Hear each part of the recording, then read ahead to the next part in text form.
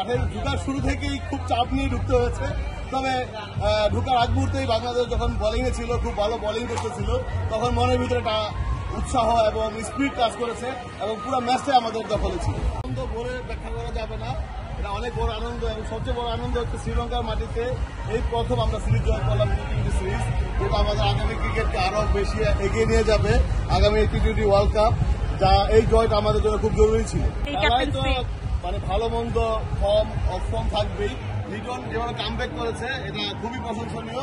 আমরা আশা করবো সে তার এই ধারাবাহিকতা ধরে রাখবে। আমরা লিটন সহ বাংলাদেশ ক্রিকেট টিমকে এই ধারাবাহিকতা ধরে রাখার জন্য আমরা তাদের সাথে বাংলাদেশের জয়কে এগিয়ে নিয়ে যাবো। ম্যাচ আমাদের দখলে ছিল। আর কেমন লেগেছে বাংলাদেশের? কার ব্যাটিং বেশি ভালো লেগেছে তোমার কাছে? ওকে ওকে। বাংলাদেশের খেলা আগে কখনো দেখা হয়েছে মাঠে বসে? অল্প। কেমন লেগেছে আজকের এক্সপিরিয়েন্সটা কেমন ছিল? ওকে, ঠিক আছে। তুমি কার ফ্যান এখানে? লিটন দাস। লিটন দাসের ব্যাটিং কেমন লেগেছে? কিছু চাও লিটন দাসের কাছে?